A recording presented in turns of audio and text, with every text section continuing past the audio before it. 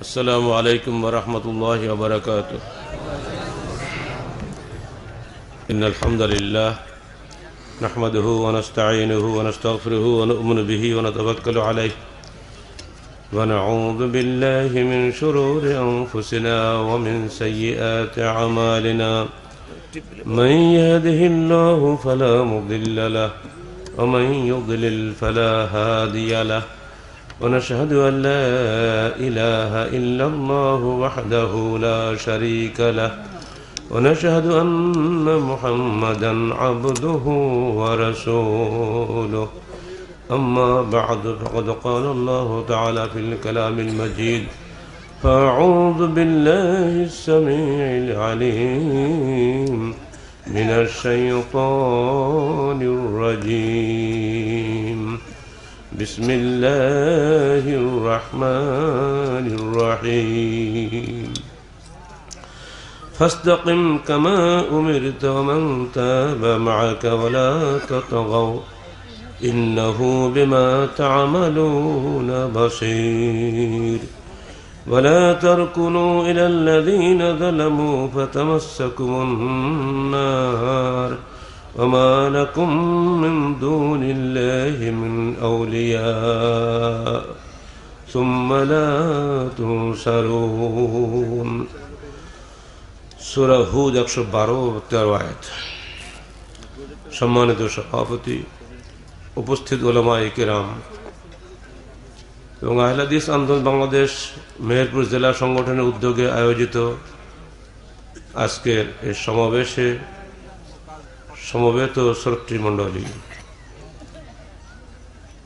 দীর্ঘ 5 বছর পরে মেহেরপুর শহরে আজকে আমাদের এই আগমনে আপনাদের স্বতঃস্ফূর্ত সাড়া এবং ব্যাপক উপস্থিতি নিঃসন্দেহে আমাদেরকে উৎসাহিত করেছে, উদ্দীপিত করেছে যে আল্লাহ পাকের মেহেরবানিতে আপনাদের অন্তরগুলিকে আমাদের আন্দোলনের প্রতি রুজু করে দিয়েছেন।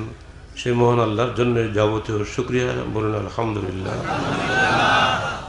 যাবতীয় দরুদ ও সালাত সেই নবীর জন্য যার রেখে যাওয়া পবিত্র আমানতের হক আদায়ের উদ্দেশ্যে আহলে হাদিস আন্দোলন বাংলাদেশ তার সামগ্রিক জীবন ব্যয় করছে এবং বাংলার আনাচে কানাচে, শহরে বন্দরে সর্বত্র দাওয়াত দিয়ে যাচ্ছে।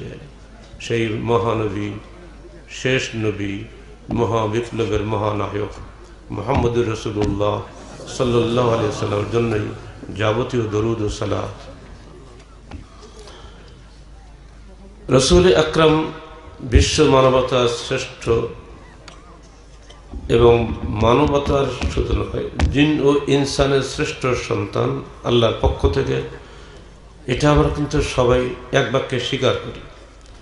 এমনকি যারা মুসলমান নয় তারাও আল্লাহ রসুলের প্রশংসায় পঞ্চমুখ, দি 100 বলে যে বইটা খ্রিস্টান জ্ঞানী মনীষীরা বের করেছেন, সেখানেও কিন্তু নিজেরা খ্রিস্টান হওয়া সত্ত্বেও বিশ্বের 100 শ্রেষ্ঠ মানুষের মধ্যে শ্রেষ্ঠতম মানুষ হিসাবে তারা আমাদের নবী, আমাদের সকলের প্রিয় নবী মুহাম্মদ রাসূলুল্লাহ সাল্লাল্লাহু আলাইহি সাল্লামকে 1 নম্বরে রেখেছে। যারা শত্রু তারাই যাদেরকে সবার উপরে রাখে, এটা কি আমাদের জন্য বড় পাওয়া নয়? তাহলে আমরা কি আমাদের নবীকে কতটুকু সম্মান করতে পেরেছি? আসুন এবার আমরা একটু চিন্তা করি। অন্যরা আমাদের নবীকে নিয়ে এত প্রশংসা করছে, আর আমরা আমাদের নবীর কতটুকু আনুগত্য করছি? বলুন, প্রশংসা মুখে হওয়াটাই ভালো না কাজে হওয়াটাই ভালো? যে ছেলে বাপের খালি প্রশংসাই করে, বাপের কোনো আনুগত্য করে না, ওই ছেলেকে কি বাপ ভালোবাসে? বাপ বলছে বাবা তুমি সালাত আদায় করো, ছেলে বলছে আব্বা গান বাজনা করবো, তোমাকে বাপ দিনে 10 বার ডাকবো, তোমাকে গান বাজনা নিষেধ করো না, ওই বাপকে খুশি হবে? আমার একজন বাপের সঙ্গে পরিচয় আছে, 12টা তার ছেলে, ঢাকা ধানমন্ডিতে 4 বিঘা জমির উপরে বিশাল ভিটে বাড়ি, 12টা ছেলে। বাবা হলো একজন বিখ্যাত আলেম, বাংলাদেশে যে জামাতটা মানুষের ঘরে ঘরে ফজিলতের দাওয়াত দিয়ে যায়। এই দলের একজন বিখ্যাত নেতা। আলহামদুলিল্লাহ কোনো ছেলেই পূর্ব পশ্চিম চেনে না। স্যার একই অবস্থা, কি বলবো? তাহলে ওই বাপ নিঃসন্দেহে তাদের পর খুশি নন। ওই ছেলেরা কি বাপের দোয়া পাবে? হাদিসে কি বলা হয়েছে? বাবার সন্তুষ্টি আল্লাহর সন্তুষ্টি, বাবার অসন্তুষ্টি আল্লাহর অসন্তুষ্টি। এই ছেলেরা জীবদ্দশাতেই বাবার অসন্তুষ্টি পেল, ও আখিরাতে কি পাবে? প্রশ্ন হলো এই, শুধু মুখে প্রশংসা করলেই, মুখে জশ্নের জুলুসে ঈদ মিলাদুন নবীর মিছিল করলে আর রসুলের নাম শুনে উঠে দাঁড়িয়ে কিয়াম করলে কি রসুল খুশি হবেন? না তার রেখে যাওয়া সুন্নত আমল করলে তিনি বেশি খুশি হবেন?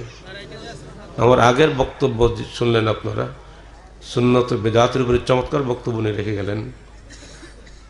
সাহাবায়ে কেরাম কেন তারা প্রিয় হয়েছিলেন? যেহেতু তিনি যা বলতেন তাই তারা শুনত, অবাধ্যতা করলে তো শুনত না। তো আমরা শুধু প্রশংসাকারী মুসলমান হব, আসলে আমলকারী মুসলমান হব? এটা যদি আপনাদের অন্তরে কথা হয়, তাহলে আলেম হিসেবে আমাদের দায়িত্ব হলো আমাদের আমলগুলো ভুল যেগুলো হয় ধরিয়ে দেওয়া, ঠিক না? ধরিয়ে দিলে যদি আপনারা নারাজ হন, তা আমাদের নারাজি সহ্য করতে হবে, কিন্তু বলে যেতে হবে, ঠিক না? আপনাদের ভয় আমরা করব না আমরা আল্লাহর ভয় করব? মুশকিল হয়েছে এখন আলেমরা মানুষের ভয় করে বেশি, আর মানুষ খুশি হোক যে কথা বললে সেই কথাই বলে বেশি, যাতে আমাদের শ্রোতারা খুশি হয়ে বারবার ঠিক ঠিক বলেন, আলেমরা খুশির চোটে বক্তৃতা জোরদার করতে পারেন। এটা ঠিক নয়। আলেমরা কথা বলবে সির্ফ কোরআন এবং হাদিসের ভিত্তিতে, তার বাইরে গেলে সাধারণ মানুষ পথভ্রষ্ট হয়ে যাবে, ঠিক না? এইখানে গিয়ে অন্যদের সঙ্গে আমাদের পার্থক্য হয়ে গেছে। আহলে হাদিস আন্দোলন বাংলাদেশের সঙ্গে অন্যান্য সকল সংগঠনের মৌলিক পার্থক্য এখানে, আমরা যে কথাটি বলি পবিত্র কোরআন ও সহিহ হাদিসে থাকলে বলি, নইলে বলি না। আপনি খুশি হন বা না হন, আমি যদি বলি পূর্ব পশ্চিমে উত্তর দক্ষিণের চারদিকে যদি কেউ দাওয়াতের কাজে বের হওয়ার নিয়ত করেন, তো 49 কোটি গুণ নেকি পাবেন, আপনারা খুশি হবেন না? আর আমার কাছে নেকি কতটুকু? ভাই যদি কাজ করো তো 10টা নেকি পাবো, তাই তো? একটা নেকির কাছে 10টা নেকি হবে না? আমি আপনাকে সালাম দিলেন, আমি 10 নেকি পেলাম। আপনি ওয়ালাইকুম আসসালাম বললেন, আপনি 20 নেকি পেলেন। ও রাহমাতুল্লাহ যোগ করলেন, আবার 10 নেকি বাড়লো। কোটি তো হবে না? হবে? যেটা নাই হাদিসে হয়তো বলবে কেমন করে? নেকি দেবে কি মানুষের, না নেকি দেবে আল্লাহ? তো আল্লাহ দিলে তো হাদিসে থাকতে হবে। তো হাদিসে 49 কোটি নাই, হাদিসে আছে 10। তো আপনি এত বাড়ালে আমি খুশি, আপনার সঙ্গে দৌড়াবো হাড়ি বাতিল নিয়ে, কিন্তু 10 দিলে তো যাবেন না আপনি। মুশকিল হয়েছে আহলে হাদিস আন্দোলন বাংলাদেশ 10-এর মধ্যে সীমাবদ্ধ, ওর বাড়ি দিতে পারে না বলে লোক কম হয় আমাদের। 10টা খাঁটি, 49টা কি খাঁটি? তো অখাঁটির সংখ্যা যত বাড়ুক না কেন, খাঁটি যদি কম হয়, পোয়ার মতো পোয়া হলে 1 পোয়া 1 কেজি হয়। তো আপনি কোনটা চান? খাঁটি চান না উদ্ভট আমলের নেকি চান? খাঁটি চাইতে গেলে আপনাকে নিজের মনটাকে খাঁটিগিরি কথা শুনতে হবে। মনের মধ্যে পাপ জমা করে রাখেন আর খালি ভুল ধরার চেষ্টা করেন, তাহলে তো হবে না। যখন যে বক্তা কথা বলবে আপনাকে তার কাছে কথা শুনতে হবে। প্রত্যেক কথার মধ্যে কিছু ভালো আছে, কিছু মন্দ আছে। আপনি মন্দটা বাদ দেবেন, ভালোটা গ্রহণ করবেন, ঝামেলা শেষ। কারোর প্রতি হিংসা নেই, বিদ্বেষ নেই, কিছুই নেই। যত আলেম আছে বাংলাদেশ আলহামদুলিল্লাহ সবাই কিছু এলিমের অধিকারী, সবাই কিছু ভালো ভালো কথা বলেন। যারা উদ্দেশ্যমূলকভাবে কোরআন হাদিসের বিকৃত ব্যাখ্যা করেন তারা নিঃসন্দেহে আল্লাহর কাছে দায়ী হবেন। আহলে হাদিস আন্দোলন বাংলাদেশের বৈশিষ্ট্য এটাই যে যাই গালি দিক আমরা পাল্টা গালি দেই না। আপনার গালি আপনি নেন, আপনার গুনাহ হবে, আমার কি হবে? বরং আপনি যত গালি দিবেন আমি তত সবর করব, যত গালি দিবেন তত আমার নেকি বাড়বে, ঠিক না? গালি এই পর্যন্ত আমাদেরকে বহু লোক দিয়েছে, আজও দিচ্ছে, জেলও খাটাইছে। লাভ কার হয়েছে? যারা নির্যাতন করেছে তাদেরই বরং ক্ষতি হয়েছে, আমাদের কোনো ক্ষতি হয়েছে? জেলখানে বসে আমরা বহু বই লিখেছি, যে বইগুলো আপনাদের কাছে এসে গেছে না? তাফসীরুল কোরআন 30তম পারা পেয়েছেন না? নবীদের কাহিনী 1, 2, 3 পেয়েছেন না? সিরাতুর রাসূল পেয়েছেন না? যদি জেলে না যেতাম এগুলো হয়তো, তাহলে জেলে যাওয়া ভালো হয়েছে না? ইনসানে কামেল বইটা নওগাঁ জেলে বসে লেখা, ভালো হয়েছে না এগুলা? তো জেলে যাওয়াটা আমাদের রহমত। এটা হলো মাদ্রাসা ইউসুফিয়া। ইউসুফ আলাইহিস সালামের মাদ্রাসা ছিল জেলখানা, উনি ওখানে বসে বহু লোককে দিন শেখাইছেন। আমরাও জেলে যে আলহামদুলিল্লাহ 7টা জেলে গেছি, বহু লোককে দিনের দাওয়াত দিয়েছি, আর সেই সঙ্গে বইও লিখেছি। ভাবছিলাম যদি ফাঁসি হয়ে যায় তাহলে তো বাইরে যেতে পারবো না, লিখে রেখে যাই। ইমাম ইবনে হাজম আন্দালুসি, স্পেনের বিখ্যাত মুজাদ্দিদ বলে পরিচিত, তিনি 5ম শতাব্দী হিজরির মুজাদ্দিদ আল্লামা ইবনে হাজম আন্দালুসি। তাকে জেলখানে নিয়ে তার সারা জীবনে লিখিত সমস্ত বইপত্র এক জায়গায় করে প্রায় বস্তা 2 হলো, ওনাকে সামনে ডেকে এনে জেলখানার মধ্যেই এই সমস্ত লেখনীগুলো আগুন দিয়ে পুড়িয়ে দিল। ইবনে হাজম আন্দালুসি ওদিকে তাকাচ্ছেন, চোখ দিয়ে টকটকে পানি পড়ছে, আর বললেন, দেখো তোমরা আমার কাগজগুলো পুড়িয়ে দিলে, ইবনে হাজমের মাথা এবং হৃদয়কে তো পোড়াইতে পারোনি, হৃদয় বেঁচে থাকি আমি আবার লিখব। তাহলে আমাদের বিগত মনীষী যারা, তাদের জীবনটা এইভাবে কেটেছে, আমাদের জীবনকে আরামে কাটবে নাকি? তাদের অপরাধ ছিল তার প্রচলিত রেওয়াজের বাইরে গিয়ে হক কথা বলেছিলেন। আমরা প্রচলিত রেওয়াজি ইসলামের বাইরে গিয়ে কোরআন হাদিসের কথা বলছি, তাহলে দুটোকে সমান হবে? যত শ্রোতা বসে আছেন অধিকাংশ রেওয়াজপন্থী। বাল নাত্তাবিউ মা ওয়াজাদনা আলাইহি আবাআনা, কাফেররা বলতো নবীদের বিরুদ্ধে, আমরা অনুসরণ করবো এইসব বিষয়ে যেগুলো আমাদের বাপদাদার আমল থেকে আমরা পেয়ে আসছি, সেইগুলোরই অনুসরণ করব। এ কথা ইব্রাহিমকে শোনানো হয়েছে, এ কথা মুসাকে শোনানো হয়েছে, এ কথা ঈসাকে শোনানো হয়েছে, এ কথা আমাদের নবী মুহাম্মদ রাসূলুল্লাহ সাল্লাল্লাহু আলাইহি সাল্লামকেও শোনানো হয়েছে, এ কথা আমাদেরকেও শোনানো হচ্ছে।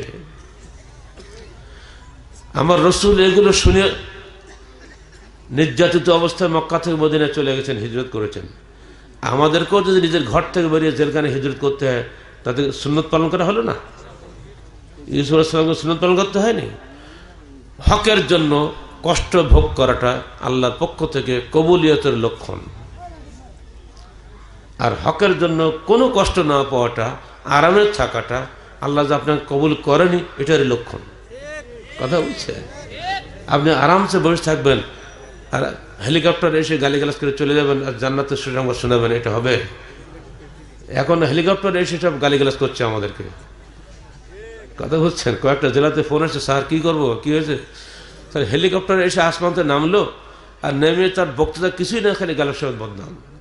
আমাদের বাহ, তার তো আলহামদুলিল্লাহ নেকি খুব বেড়ে গেল আমার। ও স্যার আপনার রাগ হয় না? আমাদের রাগ হবে কেন? ও যত গালে দিয়ে বুঝতে আমরা কিছু কাজ করছি, যদি কিছু না করতাম তো গাল দেবো কাকে? বোঝা গেল যে সারা দেশে একটা হইচই শুরু হয়ে গেছে, নড়াচড়া শুরু হয়ে গেছে।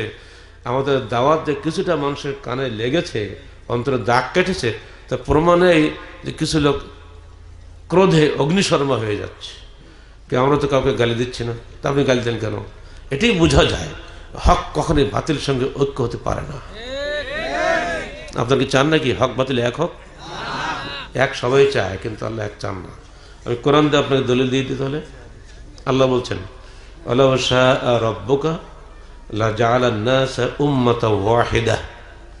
যারা আলেম আছেন অনুবাদ আপনারা নিজেরা করে নেন। ওয়ালাউ শাআ রাব্বুকা, আল্লাহ বলছেন তার রসুল কে? মুহাম্মদ রাসূলুল্লাহ সাল্লাল্লাহু আলাইহি ওয়াসাল্লামকে বলছেন, তোমার রব যদি চাইতেন লাজাআলান নাসা উম্মাতান ওয়াহিদা, সমস্ত মানব জাতিকে এক উম্মত বানাতে পারতেন, এক দলভুক্ত করে দিতে পারতেন। ওয়ালা ইয়াজালুনা মুখতালিফিন, কিন্তু তা হবে না, চিরদিন এরা ইখতিলাফ মতভেদ করতেই থাকবে। ইল্লা মান রাহিমা রাব্বুক, কেবল সেই লোকগুলি বাদ দিয়ে যাদের উপরে তোমার প্রভু অনুগ্রহ করেছেন। আপনারা অনুগ্রহ প্রাপ্ত বান্দা হতে চান না সকল মিলে জগা খিচুড়ি হতে চান? বিষয়টা বুঝতে পারছেন এখন? আমার রসুল বলছেন, আমার মৃত্যু পরে 73 গায়ে মুসলমানরা একটা জান্নাত পাবে আর সব জাহান্নামে যাবে। তাহলে অধিকাংশ জান্নাতের, অধিকাংশ জাহান্নামে। এই তো আপনি শুধু বলেন অধিকাংশ ভোট পেলেই আমি এমপি হতে পারবো, অধিকাংশ ভোট পেলেই জান্নাত পাবেন না। কোন দিকে যাবেন? এই যে ট্রাম্প একটা হইল না আমেরিকায় প্রেসিডেন্ট, ওদের দেশের আইন কি জানেন? ধরুন ক্যালিফোর্নিয়া 55টা ইলেকটর ভোট আছে, যদি 28টা পায় কেউ, তো বাকি 27টা অটোমেটিক সে তার হয়ে গেল। তার মানে একটা ভোট বেশি পেয়েছে, সব তার। Majority must be guaranteed. একটা ভোট পেলেই সব তার। আমাদের বাংলাদেশেও তাই। আমাদের বগুড়ার মেয়র হয়েছে গত 2 বছর আগে, 3 বছর আগে, একটা ভোটের মেয়র। এই যদি অবস্থা, সত্য মিথ্যার মানদণ্ড কি তাহলে সংখ্যা, না সত্য মিথ্যার মানদণ্ড আল্লাহর বিধান? এখানে যে আপনাদের কাছে আমার প্রশ্ন থাকবে, সত্য মিথ্যার মানদণ্ড সংখ্যা নয়, সত্য মিথ্যার মানদণ্ড হচ্ছে পবিত্র কোরআন এবং সহিহ হাদিস। এ বিষয়ে কি আপনারা একমত? আমরা যে কাজটি, আমার যে কথাটি কোরআন এবং সহিহ হাদিসের বরখেলাফ হবে, অথচ সমস্ত মেহেরপুরের লোক আমার অনুগমন করছেন, অনুসরণ করছেন, এত লোক আমাকে খুশি নারায় তাকবীর দিচ্ছেন, আমার জন্য হাদিয়া তোহফা দিচ্ছেন, নজর নিয়াজ দিচ্ছেন, এত লোকের ভক্তি ভালোবাসা ছেড়ে দিয়ে আমি যদি একটা ছোট্ট রফল আদান করি, আমার সমস্ত ভক্তি ভালোবাসা শেষ। আমি এখন কোনটা করব? আপনাদের ভক্তি ভালোবাসাকে অগ্রাধিকার দেব, রসুলের সুন্নতটাকে অগ্রাধিকার দেব? বলছেন বটে, আলমরা পারবে না, আপনি পারবেন, কারণ আপনার কোনো পিছু টান নেই। আর বক্তাদের পিছু টান আছে, আর আমার দাওয়াত দিবে না। আজকে যদি আমি রফেদান করি এখান থেকে বেরিয়ে যাই, কালকে আর মেহেরপুর আসা বন্ধ হয়ে যাবে, তাই না? বড় বড় বক্তা আমার সঙ্গে পরিচয় যাদের, আপনার তাদের সঙ্গে ধারে বসতে পারবেন না। তাদের উপরে বক্তা বাংলাদেশে নাই। তাদের সঙ্গে কথা বলে দেখেছি দুর্বলতাটা কোথায়। আমাকে বলতে গালি, ভাই আমি সূরা ফাতিহা পড়ি। মানে হ্যাঁ, ওটা পড়েন সূরা কারবারি, সেজন্য পড়েন, যাতে বুঝতে না পারে। কিন্তু আপনার ইমান আমি ট্রাই করব, আপনি প্রকাশ্য তফসির মাহফিলে একদিন রফলে দান করে মগের ইমামতি করবেন। ভাই ওটা পারবো না। হ্যাঁ, ওটা পারলে তুমি জাহির হয়ে যাবেন, আপনার তফসির মাহফিল বন্ধ। এটা যে আপনি কি বুঝলেন? যে সমস্ত আলেমদের বক্তব্য লাখো মানুষে শোনে, যার একদিনের একটা সুন্নত আমল করে লাখো মানুষ পরিবর্তন হয়ে যাবে, শয়তান তার মাথায় লেগে বসে আছে, এই খবরদার এ কাজ করো না, ঢাকায় কিন্তু বাড়ি হবে না, এ কাজ করো না, তুমি কিন্তু প্রাইভেট কার হাদিয়া পাইবে না। সমস্যা কোথায়? দুনিয়া একদিকে, আখিরাত একদিকে। যে মানুষ আখিরাতে অগ্রাধিকার দেবে, আলহামদুলিল্লাহ, সেই মানুষই বিজয়ী। সাময়িকভাবে তিনি পরাজিত, চিরদিনের জন্য তিনি বিজয়ী, ঠিক না? ইব্রাহিম আলাইহিস সালাম সাময়িকভাবে নমরুদের আগুনে নিক্ষিপ্ত হয়েছিলেন।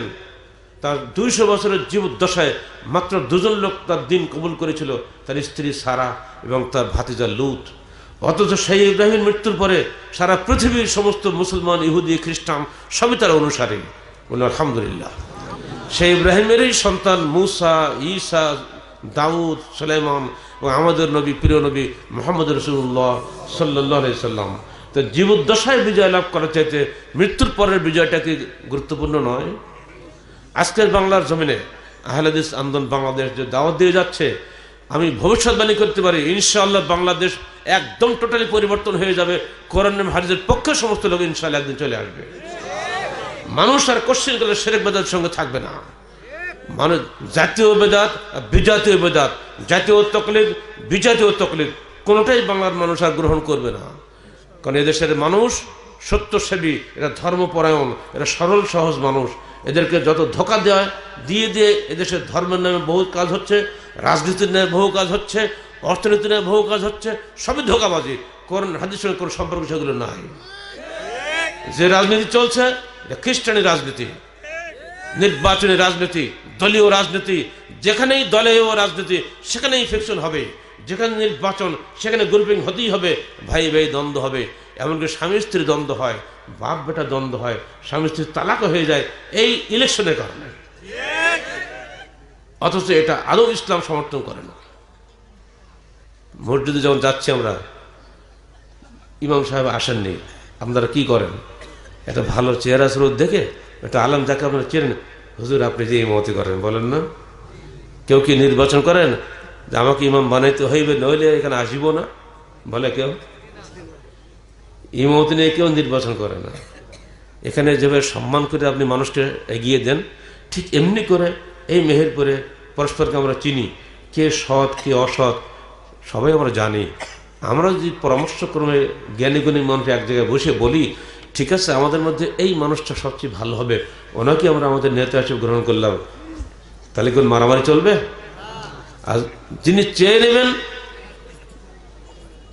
কুছ দাল মে কুছ কালা হয়, মনে সন্দেহ হবে এজন চাচ্ছে ভেতরে কিছু গোলমাল আছে, ও যদি পায় কিছু আর রাখবে না, সব খেয়ে ফেলবে।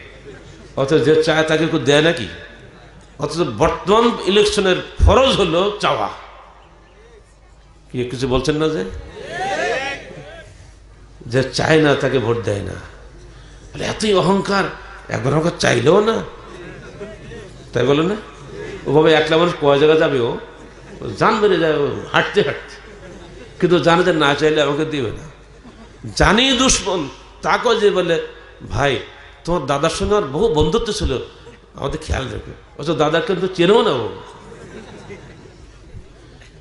এই গ্রুপিং এর রাজনীতি যতদিন থাকবে বাংলাদেশে ততদিন শান্তির আশা করবেন না। এই রাজনীতি ধ্বংস হতেই হবে, এই রাজনীতি বাতিল হতেই হবে। আল্লাহ এই রাজনীতি চান না।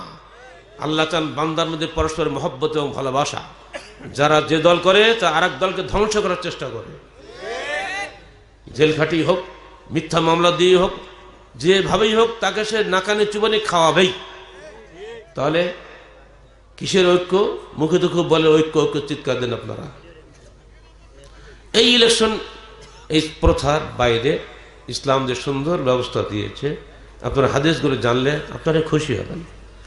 একদিন আল্লাহ রসুল তার ভক্ত সাহাবী আব্দুর রহমান সামুরাকে বলছেন, হে আব্দুর রহমান, লা তাসআলিল ইমারা ফাইন্নাহু নাদামাতুন ইয়াউমাল কিয়ামাহ। আব্দুর রহমান, তুই কখনো ইমারত চেয়েও না, নেতৃত্ব চেয়েও না, কারণ এটা তোমার জন্য কিয়ামতের দিন লজ্জার কারণ হবে।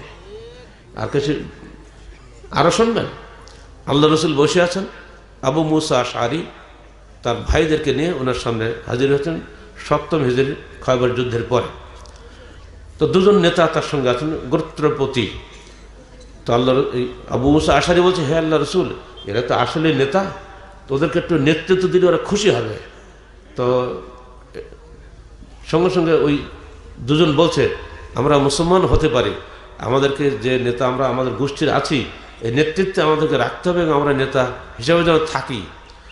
তখন আল্লাহ রসুলের সামনে একটা খেজুরের ডাল ছিল, শুকনা। তো উনি বলছেন, দেখে বলেন, দেখো এইটাও যদি তুমি আমার কাছে চাও আমি তোমাকে দেব না, কারণ মনে রেখো, ইন্না লা নুওয়াল্লি আলা হাযাল আমালে লিমান সাআলাহু ওয়া লিমান হারাসা আলাইহি ওয়া ফি রাওয়ায়াতিন লিমুসলিম লিমান আরাদাহু।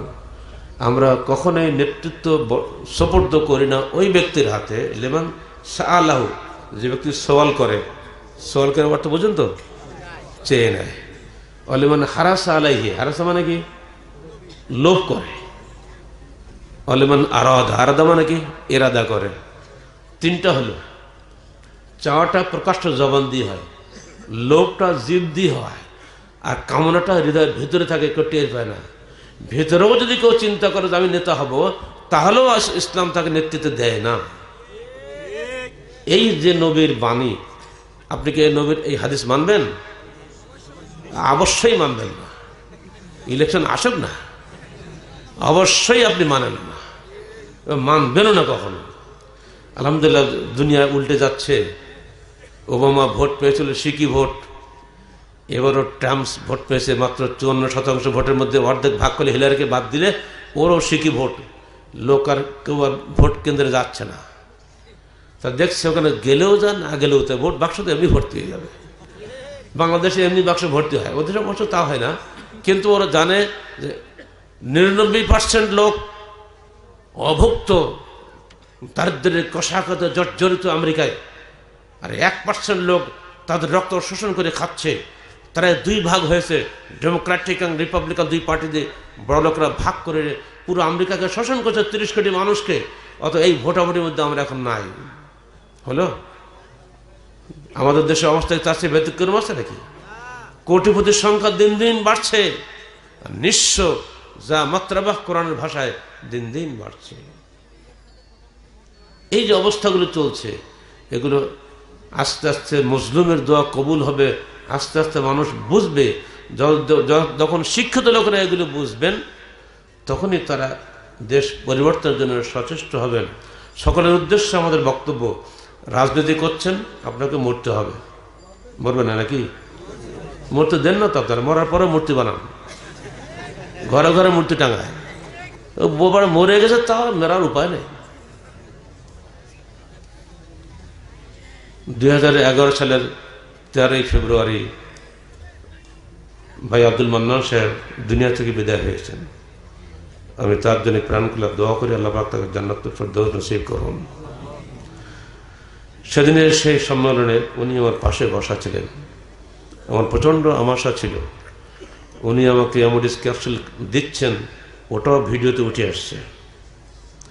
সেদিন এডিসি হোসেন আলী বিশ্বাস আমার ডান পাশে বসা ছিলেন। আলহামদুলিল্লাহ, হোসেন আলী বিশ্বাস এখন হাইলাদিস, আব্দুল মান্নান সাহেব হাইলাদিস হয়ে দুনিয়াতে বিদায় হয়েছেন। এই মানুষটার কাছে অনেক রাজনৈতিক কথা আমি শুনেছি। উনি প্রেসিডেন্ট জিল্লুর রহমান সাহেবের সমসাময়িক মানুষ ছিলেন, তার সঙ্গে খুব গুড রিলেশন ছিল। আজকেও শুনলাম আপনাদের চেয়ারম্যান সাহেবের কাছে, মেয়র সাহেবের কাছে। আসলে যারা এগুলো করছেন তারা কিন্তু জানেন যে কাজটা ভালো না। ঢাকার মেয়র যিনি মারা গেছেন, হানিফ ভাই, খুব নিকটের মানুষ ছিলেন আমাদের। শ্রীলঙ্কা কনফারেন্স থেকে ফিরলাম 1993 31শে ডিসেম্বরে। ফিরে একজনের সঙ্গে সাক্ষাৎ করতে গেলাম। এখন তারা আওয়ামী লীগের সর্বোচ্চ নেতা। তখন মেয়রের সঙ্গে সাক্ষাৎ প্রার্থী হিসেবে রাস্তা ব্লক করে বসে আছেন। উনি দূর থেকে হাত উঁচু করে ডাক দিচ্ছেন, গালিব ভাই আসেন। এখনকার যারা মন্ত্রী সবাই হয়ে গেছে, আমাকে ডাকছে না, আমাদেরকে ডাকছে না, এই মৌলবীকে ডাকে কেন? কথা বুঝছেন কি ধরনের রিলেশন ছিল আগে বুঝেন। তিনি যেসব মন্তব্য করে গেছেন, সেই মন্তব্যগুলো যারা আওয়ামী লীগ করেন তাদেরও শিক্ষণীয়, যারা বিএনপি করেন তাদেরও শিক্ষণীয়। আসলে যারা এর মধ্যে ঢুকে গেছে আর বেরোতে পারে না, এমন এক সমস্যা। কিন্তু হক ওনারা বুঝেন যেটা ঠিক না। ঠিক হবে সেইটাই, যে কাজ করলে আমার রসুল খুশি হন, যে কাজ করলে আল্লাহ খুশি হন, যে কাজ করলে আমার পরকালে মুক্তি পাবো, তাই না? তাই সেদিন দেখেছিলাম, আমি তো জানাজা পড়তে এলাম, উনি ওসিয়ত করে গেছিলেন, সেই সুদূর ইন্ডিয়া থেকে আমাকে ফোন করেছেন রাজশাহীতে, যে আমি বোধহয় মারা যাব, কোনো উন্নতি হচ্ছে না, আমার অনুরোধ আপনি আমার জানাজাটা পড়বেন। চিন্তা করেন, আমি এসে জানাজা পড়তে, সমস্ত মেহেরপুর শহর কালো ব্যানারে ওনার মূর্তি টাঙানো, সারা দিয়ে পুরা শহর। শোক, শোক কি চোখে হৃদয়ে হয় না শোক ওই ব্যানারে হয়? এটা কি প্রদর্শনী নয়? দুঃখ পেলে আপনি ইন্না লিল্লাহি ওয়া ইন্না ইলাইহি রাজিউন বলবেন, তার জন্য দোয়া করবেন না, তার মাগফিরাতের জন্য। সেটা না করে আপনি সারা শহরে কালো ব্যানার টাঙিয়ে দিয়ে দিলেন যে আমরা দলের পক্ষ থেকে কতই না শোক প্রকাশ করলাম। এইগুলো প্রদর্শনী, এগুলো হৃদয়ের বিষয় নয়। আর এই প্রদর্শনী ইসলামে হারাম। যে লোক প্রদর্শনী করবে সেটা আল্লাহর কাছে কবুল হবে। এমনকি যদি আপনি সালাত আদায় করেন প্রদর্শনী, মানুষকে দেখানোর জন্য, ওই সালাত আল্লাহর কাছে কবুল হবে না, তাই না? তাহলে এই প্রদর্শনের আন্দোলন চলছে সারা দেশে। আর এর বিপরীত, আমরা বিপরীত দিকে মানুষকে নিয়ে যেতে চাচ্ছি, তা মানুষের কষ্ট হবে না? নিঃসন্দেহে কষ্ট হবে। আমরা এদেশের মানুষের সার্বিক পরিবর্তন চাই। কিসের আলোকে? পবিত্র কোরআন ও সহিহ হাদিসের আলোকে। এই জামাটা আমি সার্বিকভাবে সাবান দিতে চাই, সাফ করতে চাই। আমি জামার এক কোণা সাফ করব না পুরো জামাটা সাফ করব?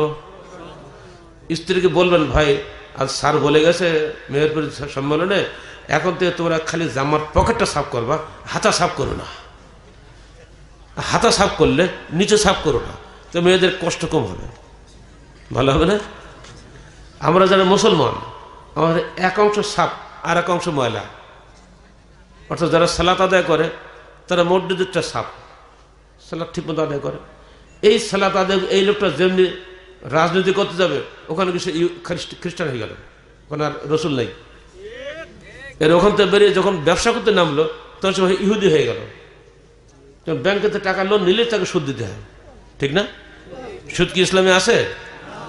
সুদের মূল হতে হলে পৃথিবীতে কারা জানেন? ইহুদিরা। আল্লাহ রসুল মক্কাতে হিজরতকে মদিনায় গেলেন, এই ইহুদিদের সুদে যুদ্ধ হয়, ইহুদিদের সুদে যুদ্ধ থামায়। এর আউস ও খাজরা দুই গোত্রের মধ্যে যুদ্ধ লাগাই রাখতো। যে দল হেরে যেত সে দলকে সুদে টাকা দিত, অস্ত্রের কেন টাকা দিত। আবার ওই দলকে উস্কে দিত, তোরা মারামারি কর। মানে যুদ্ধ লাগলে অস্ত্র বিক্রি হয়। সে রাসূলুল্লাহ সাল্লাল্লাহু আলাইহি ওয়াসাল্লামের জমানা কবে, ১৫০০ বছর এই কথা বলছে আপনাকে। সেই আমলের ইহুদিদের যে চরিত্র ছিল আজকে ঠিক একই চরিত্র আছে না? এরাই অস্ত্র বিক্রি করছে সিরিয়াতে, আইএস এরাই বানিয়েছে, বাংলাদেশের জেএমবি এরাই বানিয়েছে। সব টাকা দিয়ে দিয়ে উস্কে দিয়েছে, চালাও যুদ্ধ, অস্ত্র তো আমার অস্ত্র তুমি কেনবা, মারবা তোমার জাত ভাই মুসলমানকে, আমার তো কোনো ক্ষতি নাই।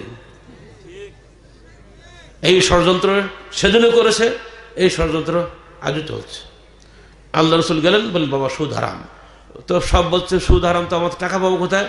আল্লাহর পর তাওয়াক্কুল করো, খবরদার সুদ খেও না। সুদ খেলে কিয়ামতের দিন তোমার শাস্তি হলে এই কি শাস্তি? আল্লাহ রসুলকে মেরাজে শাস্তিগুলো দেখানো হয়েছে বলে আমরা বলতে পারছি, সব হাদিসে আসছে, আপনার মিশকাত খুঁজলে পাবেন। জিবরাইলের সঙ্গে আল্লাহ রসুল যাচ্ছেন, বিভিন্ন জিনিস দেখাচ্ছেন। এক জায়গায় গিয়ে দেখলেন একটা বড় মাটির কলসির মতো, উপরটা সরু ভিতরটা মোটা একেবারে। আমরা এদিকে কি বলি, মেঠি বলি না? আমি সাতক্ষীরার লোক, ময়ূরপুর ভাষা আমার একটু জানা আছে। মেঠি বোঝেন তো নাকি? তো উপরে সরু, ভিতরে বিশাল পেট মোটা। আর কিছু মানুষ বেরোবার জন্য চেষ্টা করছে, আগুনে দাউ দাউ করে জ্বলছে। আল্লাহ রসুল বললেন, জিবরাইল এ কি, এরা কারা? এরা হলো বেবিচারী, জেনাকার। এরা দুনিয়াতে জেনা করেছে, এরা আগুনে দগ্ধীভূত হচ্ছে, চিৎকার দেওয়ার সুযোগ নেই, ওর মধ্যে জলি বুড়ি মরতেছে। আল্লাহ রসুল ভয়ে চমকে, সর্বনাশ, জেনারে শাস্তি। এগিয়ে গেলেন, দেখা গেল দুদিকে ছুরি দিয়ে এই ঠোঁটের দুই মাথা চিরে কান পর্যন্ত নিয়ে যাচ্ছে, আবার জোড়া লেগে যাচ্ছে, আবার চিরে কান পর্যন্ত নিয়ে যাচ্ছে। হে জিবরিল, এরা কারা? এরা হলো পৃথিবীর সেই বড় বড় আলেমরা, বক্তারা, যারা বলে এক করে এক। সর্বনাশ। আলেমরা হাদিসটা মনে রাখেন। তারপরেও গেলেন, রক্তের নদী, মাঝখানে একজন লোক ভাসছে, সে সাধ্যমতো চেষ্টা করছে কিনারে ওঠার জন্য, উঠতে পারছে না, ঢকঢক করে রক্ত আর পুষ খাচ্ছে, আর বলছে আমাকে বাঁচাও, আমাকে বাঁচাও, কিনারে উঠতে দাও। যেই কিনারে ধারে আসছে, ওখান থেকে পাথর মেরে তার মাথা ফাটিয়ে দেওয়া হচ্ছে, আবার জোড়া লেগে যাচ্ছে, আবার সে চলে যাচ্ছে। জিবরিল, এই কঠিন কষ্ট কাকে দেওয়া হচ্ছে? জিবরিল বলছেন, হে মুহাম্মদ, বলুন সাল্লাল্লাহু আলাইহি ওয়াসাল্লাম, এরা হলো তোমার উম্মতের সুদখোররা, যারা মানুষের রক্ত চুষে খেয়েছে, নিজেরা বড়লোক হয়েছে, আরামসে গাড়ি চড়ে বেরিয়েছে। গরিবের রক্ত চুষা শয়তানগুলোকে আসতে এখানে রক্তের মধ্যে রেখে দেওয়া হয়েছে। হে সুদখোর ভাইরা, আর কি সুদ খাবেন? এরপরেও বাংলাদেশে সুদ বন্ধ হয়েছে। গরিব কৃষকরা পেটের দায়ে ব্যাংক থেকে ঋণ নিচ্ছে। কালকে পত্রিকা দেখলাম তাদের বিরুদ্ধে এই পর্যন্ত 9 লক্ষ মামলা করেছে গভর্নমেন্ট। গরিব কৃষক ঋণ নিয়ে মামলা খায়, আর ধনী মহাজনরা, পুঁজিপতিরা ঋণ নিয়ে ঋণ খেলাপি হওয়ার পরও তারা মাপ পায়। কারণ ও যদি বড় লোক আমাকে টাকা না দেয় তো ইলেকশন করবো কি দিয়ে? গরিব তো ইলেকশনে টাকা দেয় না। ঢাকা কারাগারে যখন ছিলাম, আমার পাশে 5 জন ব্যাংকার ছিল, ওই যে ওরিয়েন্টাল ব্যাংক নাম শুনছেন না? এই ব্যাংকের মাথাগুলো সব ওই সময় জেলখানা ছিল। লাকিলি আমার সঙ্গেই পাশাপাশি রুমে তারা ছিল। সকালে হাঁটতাম ডেলি, সকালে আর গল্প শুনতাম। বলে স্যার, গাড়ি ছিল, বাড়ি ছিল, ফোন ফ্রি, কত আরামে কাটাতাম, আজকে জেলখানা। বলে কেন? তুই নিজের দোষকে বলে নাকি? শেষে একদিন পেপারে দেখলাম সোনালী ব্যাংকের 725 কোটি টাকা মাওকুফ হয়ে গেল। এটা কার? এ তো আমাদের আপনাদের ব্যাংকে রক্ষিত টাকা, তাই না? মাফ করলে আপনি করবেন, মাফ কি সরকার করতে পারবে? করে দিল। কিন্তু আপনি গরিব, আপনি লোন নিয়েছেন হয়তো 500 টাকা, 1000 টাকা বা 2000 টাকা, আপনার মাফ নেই, মামলা আপনার বিরুদ্ধে। সুদ কিভাবে রন্ধ্রে রন্ধ্রে ঢুকেছে। এই যারা এনজিও আছে, এনজিও এ সুদখোর সব। এনজিওর খপ্পরে যদি একবার আপনি পড়েন, আপনি কাফনে কাওয়ার পর মতো এনজিওর ঋণ শেষ হবে না। এ সঙ্গে আত্মাহারিক এসছে, দেখবেন আপনি আমাদের রাজশাহীর আড়ানি স্টেশন আছে, সেখানে 100 জন সুদে ঋণ নিয়েছেন। তাদের একজনের ঘটনা বলেছে, তার বাপ দুঃখ করে কাঁদছে, মানে বাড়িতে সব পালিয়েছে, ঋণ শোধ করতে পারে না, মহাজনের চাপে বাড়িতে পালিয়েছে। তো ওই বাপটা বলছে যে আমার ছেলে মাত্র 83,000 টাকা ঋণ করেছিল, এ পর্যন্ত 2,70,000 টাকা দেওয়া হয়েছে, এরপরও 10 লক্ষ টাকা তাদের দাবি, এরপরও ব্ল্যাঙ্ক চেক লিখে নিয়েছে। আমাদের এখন মরণ ছাড়া কোনো উপায় নাই, তাই ছেলে ঘর বাড়ি ছেড়ে পালিয়ে গেছে। আমরা বললাম তাহলে গভর্নমেন্টকে মামলা করেন।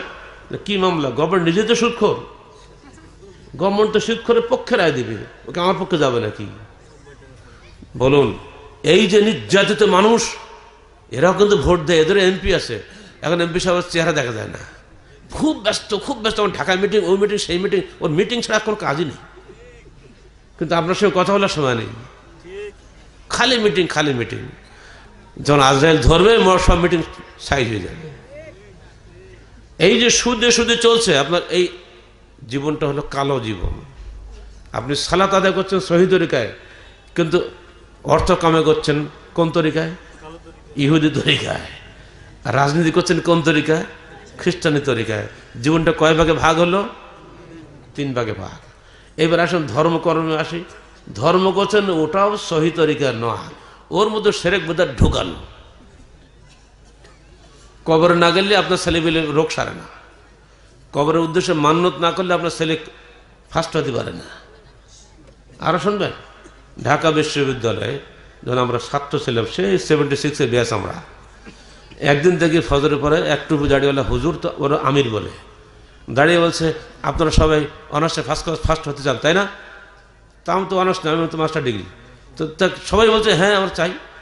এই দেখেন কোরআনে আছে, যে ব্যক্তি 40 বার সূরা ইয়াসিন পড়বে, সে যাই চাইবে তাই পাইবে, নেক মকসুদ পূরণ হবে। কোরআনে আছে বললে মানুষ আর কি করবে? মসজিদ ভর্তি ছাত্র, আমরা সবাই সূরা ইয়াসিন পড়তেছে, এক খতম তো হওয়া লাগবে। কিছুক্ষণ পরে ওই হুজুরটা, আমিরটা, ও ঘুরতেছে, কানে কানে বলছে ভাই আপনার কয় খতম হয়েছে? আমার কাছে আসে দিয়েছে, ও রাগ হয়ে গেল, বেড়া থপ, আমি ইয়াসিনই পড়ি নাই। এখন ও দেখি এবার বয়ান দেওয়া শুরু করছে, মানে নেকি ফজিলত বয়ান শুরু হয়েছে। ফজিলত মানে কি? এতই ফজিলত, সারা জীবন ইবাদত করলে অত ফজিলত আমি পাবো না। এক পর্যায়ে কোরআন খেলে উল্টাচ্ছে, এই দেখেন কোরআনে আছে, এই যে কোরআনে আছে। আমি আর সহ্য হতে পারলাম না, উঠে গেলাম, এই বেটা তুই লেখাপড়া বাংলা জানো? চমকে গেছে একবার। তার চেহারা, সুরো, দাড়ি, টুপি, মাথা, রুমাল দেখে মনে হবে না যে লোকটা বোর্ড শুধু আলেম না, আল্লামা বলতে হবে। ও তো ইকোনমিক থার্ড ইয়ার পড়েও। তুমি কি বাংলা জানো? আরবি কথা জিজ্ঞেস করেছে, আমাকে তাকিয়ে পড়ছে, দেখি তো কোরআনে কোথায় বের করো। তো প্রথম দিকে কিছু বাংলা লেখা থাকে না, নিয়মকানুন থাকে না, ওই জায়গায় বের করছে। তুমি দাড়ি কমাও বোঝো না? দাড়ি পর্যন্ত আছে যে সূরা ইয়াসিন পড়লে তার সমস্ত মকসুদ পূর্ণ হবে, এটাও জয়ীফ হাদিস। জয়ীফ শরীফ দরকার নেই, এই পর্যন্ত বলার পরে বাকিটা তুমি যোগ করলে কেন? দাড়ির পরে কথা বলতে তুমি যোগ করে বললে কেন? তখন সবাইকে বললাম এই ধোকাবাজ, খবরদার আপনারা এই পাশে ঘুরবেন না। যদি সূরা ইয়াসিন পড়লি তো অনার্স পাস করা যেত, বাড়ি বসে পড়ে, মেহেরপুরে বসে বেটা, ঢাকা আসছে কেন? ঢাকা ইউনিভার্সিটি, রাজশাহী ইউনিভার্সিটি ভর্তি করা কি দরকার? ঘরে বসে সূরা ইয়াসিন পড়ো, কোনো উকিল ফুকিল লাগবে না, ঘরে বসে মামলা মকদ্দমা সাফ হয়ে যাবে। হয়ে গেল কিন্তু শেষ, ধর্মের ঘরে চোর ঢুকলো না। আরেকজন আলেম লিখলেন সুখ প্রসব, সূরা ইনশিকাকের 5টা আয়াত লেখো, ইজা সামাউ শাক্কাত ওয়া আযনাত লিরাব্বিহা ওয়া হুক্কাত। ওয়াল আরদু মুদ্দাত আছে না, 5টি আয়াত। লেখো, তা খবরদার পরিষ্কার পরিচ্ছন্ন সাদা কাগজের কাপড়ে লিখতে হবে, সাদা কাগজে লিখতে হবে, সাদা পরিচ্ছন্ন কাপড়ে বাঁধতে হবে। এবার কোথায় রাখতে হবে? ওটা গর্ভিণীর উরুতে বাঁধতে হবে। বলে নাউজুবিল্লাহ মিন যালিক। কি উরু পর্যন্ত নাকি? কেউ নড়াচড়া করলেন না তো? উরু মানে হাত নাকি? গর্ভিণী যার বাচ্চা হচ্ছে তার উরুতে বাঁধতে হবে কোরআনের 5টি আয়াত, তাহলে সুখ প্রসব হয়ে যাবে, সে টেনশন হবে না। খবরদার প্রসব হওয়ার সঙ্গে সঙ্গে খুলিয়া ফেলবে, নইলে নাড়ি ভুড়ি বেরিয়ে যাইতে পারে। বইটার নাম কি? নিয়ামুল কোরআন। নামটা দেখেন, কোরআনকে ব্যবহার করছে, অন্য নাম নিয়াম। আমার জেলখানা থাকতে ভাই একটা ছেলে কাফের হয়ে গেছিল, সে মাদ্রাসা পড়ুয়া হুজুর, তার কাছে বইটা পেয়েছে। জীবনে এই বইয়ে কখন পড়িনি আমি। ধোকাবাজি কত বড়, নাম দিয়েছে কোরআন, কোরআনের নিয়ামত সমূহ, কোরআনে এগুলো লেখা আছে। হ্যাঁ, ওই আয়াতটা তো নিঃসন্দেহ কোরআনের। ব্যবহার করছে কি কাজে? তা ধর্মের ঘরে চুরি, এটা কিন্তু আপনাদের আহলে হাদিস আলেমদেরও নামাজ শিক্ষা বলে। এখন তো আমরা নামাজ বাদ দিচ্ছি, তাই না? আমরা এখন নামাজ পড়লে করেছে কি, সালাত বলি না? হ্যাঁ, এই নামাজ শিক্ষার যুগ চলে গেছে, এখন আর নামাজ শিক্ষা নাই। এখানেও এই তাবিজ দোয়া দেওয়া আছে। যারা আপনার আহলে হাদিস হন, হানাফি হন, এই ধরনের বেদাতে আমল যদি আপনি করে দুনিয়াতে বিদায় হয়ে যান ধর্মের নাম করে, আপনি জাহান্নামী হবেন না?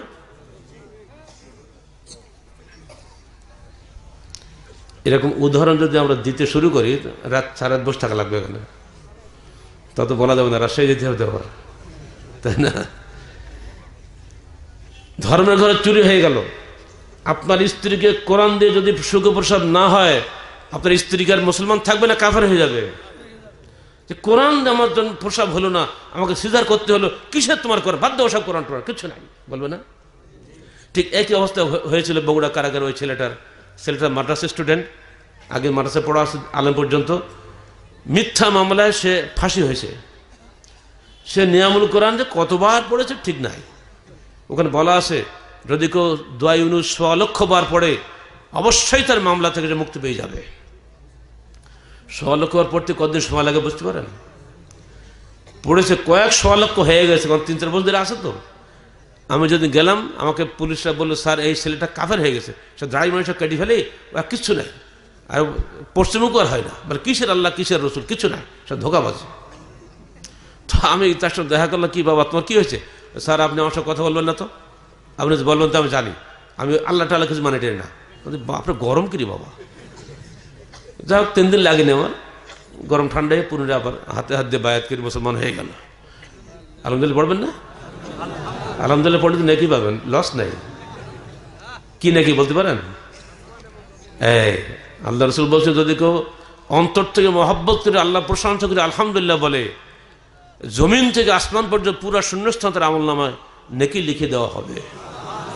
49 কোটি ব্যবসা নেই এখানে। এই হাদিস আপনি মানতে রাজি না, কোটি বললে আপনি খুশি, এই জন্য আপনি আলহামদুলিল্লাহ বলতে রাজি না। এবার বলেন আলহামদুলিল্লাহ, বলুন সুবহানাল্লাহ, আল্লাহু আকবার। এই 3টি দোয়া অত্যন্ত গুরুত্বপূর্ণ দোয়া, সংক্ষিপ্ত দোয়া, কিন্তু নেকি খুব বেশি। সুবহানাল্লাহি ওয়া বিহামদিহি, বলেন সুবহানাল্লাহিল আযীম। বুখারী শরীফের সর্বশেষ হাদিস এটা। ইমাম বুখারী এই হাদিস দিয়ে বুখারী শেষ করেছেন। আল্লাহ রাসূল বলছেন, কালিমাতানে হাবিবাতানে ইলার রহমানে খফিফাতানে আলাল লিসানে, তারপর কি সাকিলাতানে আলাল মিজানে, সুবহানাল্লাহি ওয়া বিহামদিহি সুবহানাল্লাহিল আযীম। 2টি কলমা রয়েছে আল্লাহর কাছে অত্যন্ত প্রিয়, মিজানের পাল্লায় অত্যন্ত ভারী, বলতে খুবই সহজ। সে 2টি কলমা হলো কি? আমার সঙ্গে বলেন, সুবহানাল্লাহি ওয়া বিহামদিহি সুবহানাল্লাহিল আযীম। এই মহান কলমা আমরা পড়ি না, যথেষ্ট বানোয়াট আজেবাজে জিনিস ভর্তি করা। তাবিজের কিতাব, সুলাইমানের তাবিজের কিতাব আছে না, নিয়ামুল কোরআন তো বললাম একটু আগে। সমস্ত বইগুলা এই ধর্মের নামে বাজারে বিক্রি হচ্ছে, লক্ষ লক্ষ মানুষ এইভাবে নষ্ট হয়ে যাচ্ছে। এগুলোর বিরুদ্ধে যখন আমরা কথা বলছি, তখন আমরা হয়ে যাচ্ছি লামোজাবে। যাবো কোথায়? আপনি লামাজে বলেন আর বেদিন বলেন না কাফের বলেন, আপনার গুনাহ হবে, আমার কি হবে? আমি তো কাফের না, আপনি বললে হবে? সহিহ হাদিসে যেটা আছে সেটা করব, সেটা নেই সেটা ছাড়বো, কথা শেষ আমার। তাহলে ধর্মের ঘরে চুরি গেল তাবিজ কবজের ব্যাপার। আপনি তাবিজ ঝুলাচ্ছেন, অনেক আর্মিকে আমরা দেখেছি এই ছোট কোরআন আছে না, এই বুকে ঝুলে রাখে। আকীদা হলো এই কোরআন আমাকে বাঁচিয়ে রাখবে, গুলি আসলে গুলি ডানে বাম দিয়ে চলে যাবে, আমার বুকে লাগবে, যেহেতু বুকে কোরআন আছে। ও ধারণা কোরআন থাকলে তাকে হেফাজত করবে। কোরআনকে ওই কাজে এসছে নাকি? তাহলে তো ওহদের যুদ্ধে হযরত হামজা শহীদ হতেন না, বুকে একটা কোরআন ঝুলিয়ে নিয়ে উনি যেতেন সেখানে, তাই না? নবীরা সাহাবীরা কেউ কোরআন ঝুলালো না, আপনি বাংলাদেশে কোরআন ঝুলাবেন আর ভাববেন আর যাই হোক কোরআন যখন আছে আমার গলা, কে আমাকে ঠেকায়? আপনি কোরআন গলায় ব্ল্যাক করবেন নাকি? কোরআন গলায় দিয়ে মদ খাবেন নাকি? সব কালে মাফ হয়ে যাবে। দুর্ভাগ্য এই যে ঈদগাহ সালাত আমরা জলসা করছি, এখানেও দেখলাম ডান পাশে আল্লাহ, বাম পাশে মোহাম্মদ। তাহলে এখানে কয়টা আল্লাহ? যারা ঈদগাহ কমিটির দায়িত্বশীল আছেন তাদের অনুরোধ করে যাচ্ছি, এদের প্লেট উঠেই ফেলেন, ফ্রেশ রাখেন। আল্লাহ রসুলের জমানায় আল্লাহ এবং মোহাম্মদকে এভাবে রাখা হতো না। আল্লাহ হলো হৃদয়ের জিনিস, আল্লাহ সাইনবোর্ড নয়। মোহাম্মদ আমার প্রিয় মানুষ, মোহাম্মদ সাইনবোর্ড নয়। গেছিলাম বামন্দিতে, বলে আসছি বাজারে স্টিলের খাট বানানো হচ্ছে, খাটের সামনের দিকে আল্লাহ বড় করে লেখা। অনেক ইমা গাড়ি আছে, মাথার পরে আল্লাহ বড় করে লেখা। ও ধারণা আল্লাহ যেহেতু লেখা আছে আমার গাড়ির অ্যাক্সিডেন্ট হবে না। ও খাটে আল্লাহ লিখছে, ওর ধারণা আল্লাহ যখন লেখা আছে খাট ভাঙবে না। আর যদি কখন খাটটা ভাঙে তখন ইমানটা কোথায় যাবে? বহু মসজিদে এরকম লেখা দেখছি আমরা, এগুলো ধর্ম নয়, ধর্মের ব্যাসাতি মাত্র। আমি নিজ হাতের শাবল দিয়ে সিমেন্টে লেখা আল্লাহ মোহাম্মদ টাঙ্গাইলের আহলে হাদিস মসজিদে নিজ হাতে আমি খুঁড়ে ফেলে দিয়েছি। ভয়ে আমার সামনে কেউ আসেনি, কাবার দেওয়ার কোনো কিসের আহলে হাদিস তোমরা? তোমার ডাইনি আল্লাহ মানে মোহাম্মদ, তোমরা দুই খোদার অনুসরণ করো, তোমার দ্বিতীয়বাদী নাকি? একটা আল্লাহ সৃষ্টিকর্তা, আর মোহাম্মদ কে? সৃষ্টি না? সৃষ্টি না? সৃষ্টি আর সৃষ্টিকর্তা এক হয়? কে শেখাবে এদেরকে? এতদিন ধরে আমরা ওয়াজ নিয়ে আসছি, ধুলিয়ে ঢুলে ইমাম বক্তা সাহেব বলেন বড় সবাই লা ইলাহা ইল্লাল্লাহ মুহাম্মাদুর রাসূলুল্লাহ, আপনার আগে হেলাতেন না? আমার মতে বুড়াগুলো সব হেলানো লোক, সব এই আহলেছে হেলাইছে, হানাফিও হেলাইছে। যদি বক্তা একবার ঝুল তুলে দেয় আর রেহাই নেই। 10 বার লা ইলাহা ইল্লাল্লাহ, একবার তো মুহাম্মদ রাসূল বলবেই, ঠিক না? কিন্তু লা ইলাহা ইল্লাল্লাহ বলে নাকি আছে, মুহাম্মদ রাসূলুল্লাহ বলার কোনো হাদিস নাই। মুহাম্মদ রাসূলুল্লাহ কোনো তসবিহ নয়, মুহাম্মদ রাসূলুল্লাহ আমার ঈমানের একটা অংশ। আমি সাক্ষ্য দিচ্ছি যে আল্লাহ ছাড়া কোনো উপাস্য নাই। আমি সাক্ষ্য দিচ্ছি যে মুহাম্মদ আল্লাহর রসুল, আল্লাহ সৃষ্টিকর্তা, মুহাম্মদ তার সৃষ্টি, আবদুহু ওয়া রাসূলুহু, তার বান্দা এবং তার রসুল। দুটাকেই আমি পূজা করবো নাকি?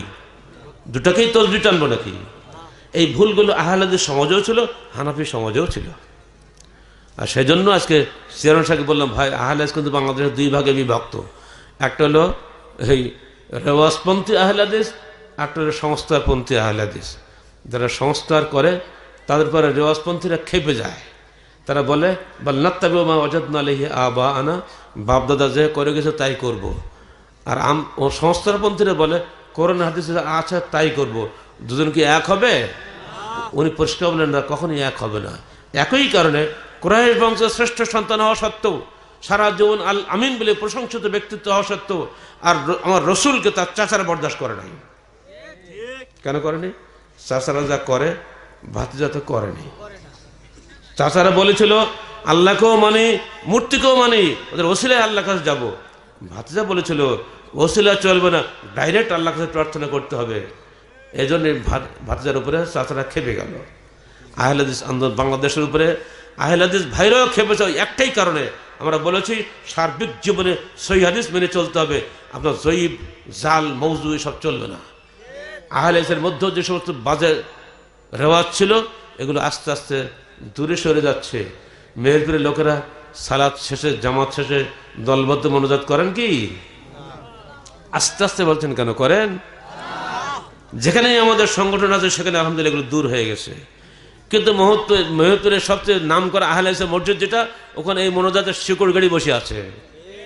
কারণ ওরা রেওয়াজি আহলে হাদিস, ধরেই নিয়ে এসছে আমরা সার্টিফিকেট পেয়ে গেছি জান্নাতের, কি আমাকে ঠেকায়? জি না, রেওয়াজ দিয়ে কাজ হবে না, দলিল দেখান। হাদিস থাকলে আপনি আহলে হাদিস, না থাকলে আপনি কিসের আহলে হাদিস? আপনি আহলে বেদাত, আহলে রেওয়াজ, তাই তো? এখন বলতে খারাপ লাগছে না? নিজে ঘরে আসলে দেখুন, বাইরের লোককে খুব গালি দেওয়া যায়, নিজেরটা ধরা লাগবে না আগে?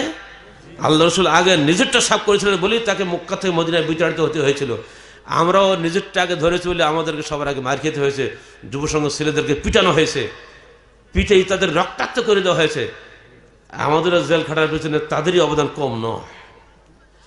অতএব কোনো কিছুই আমরা তোয়াক্কা করব না, কোরআন এবং সহিহ হাদিসের মাধ্যমে জীবন পরিচালনা করব।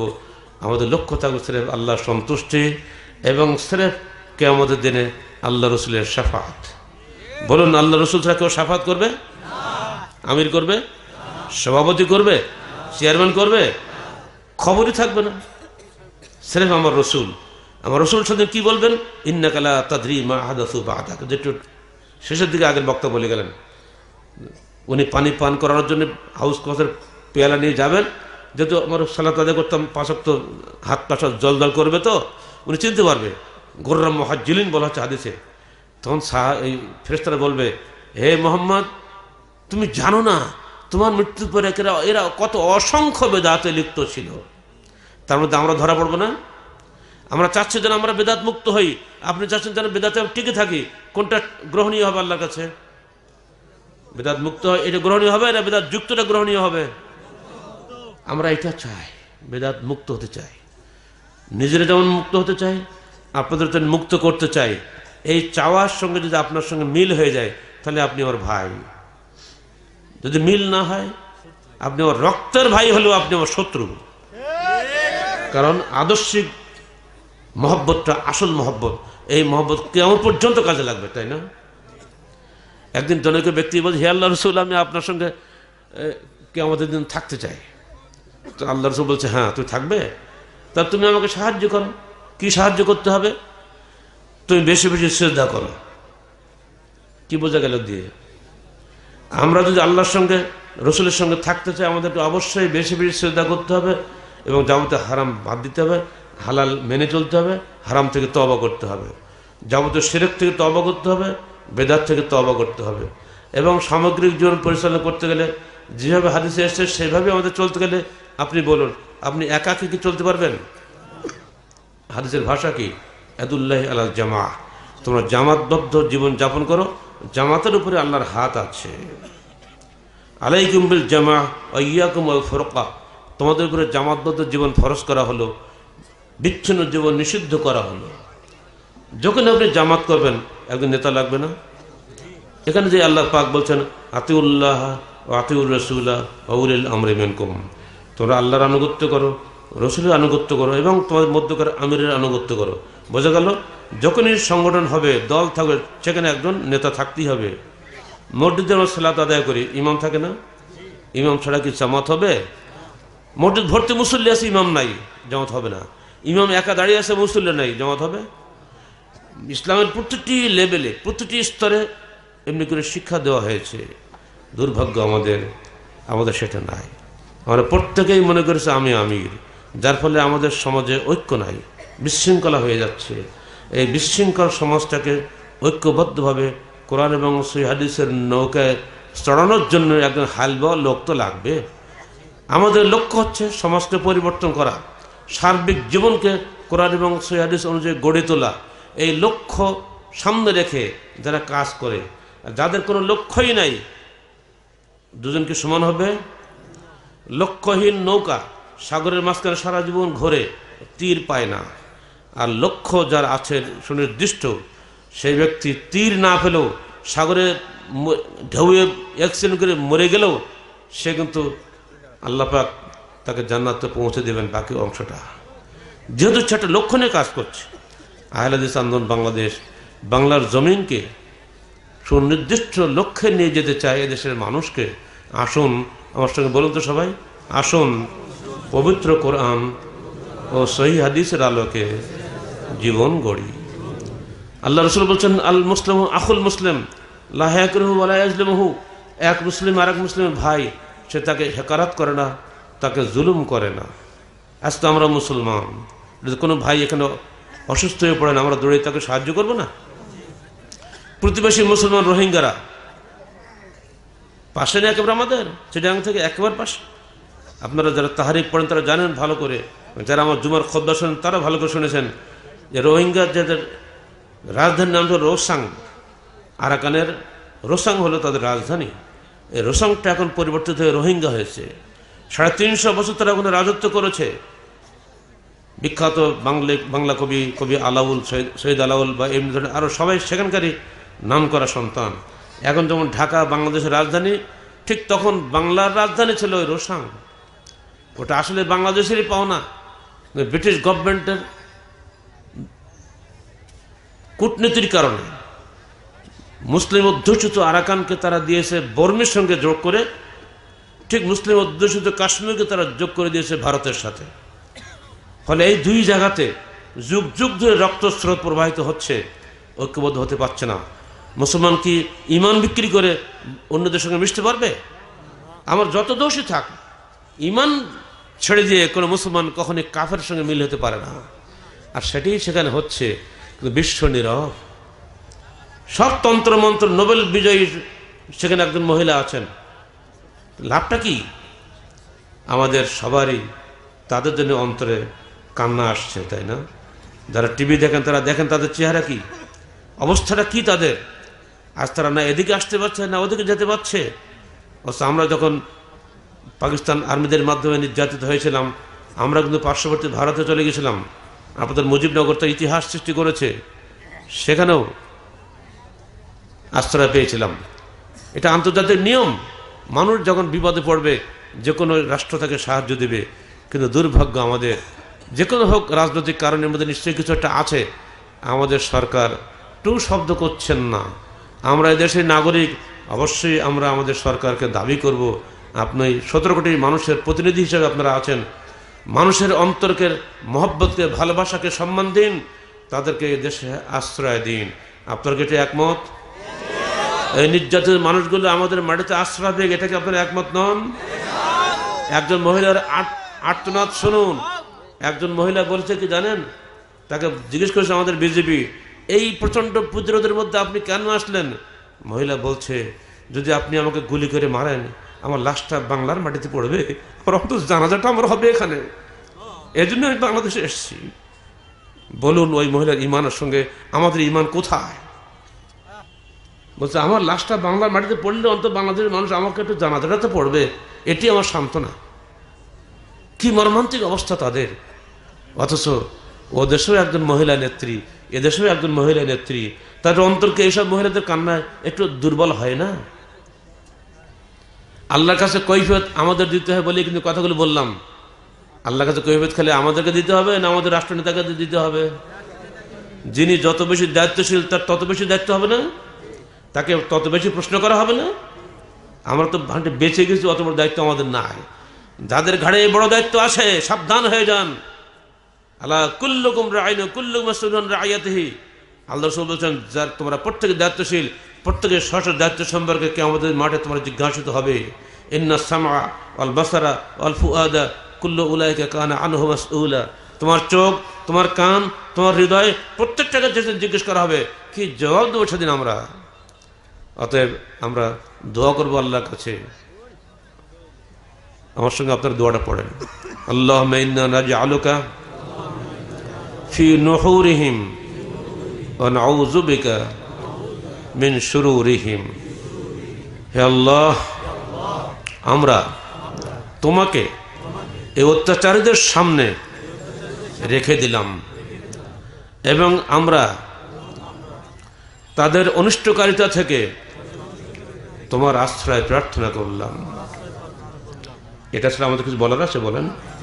আল্লাহ পাক তার গায়েবী মদদে ওই অত্যাচারী জালেম বর্মী সরকারকে যেন আল্লাহ পাক হটিয়ে দেন ওখান থেকে।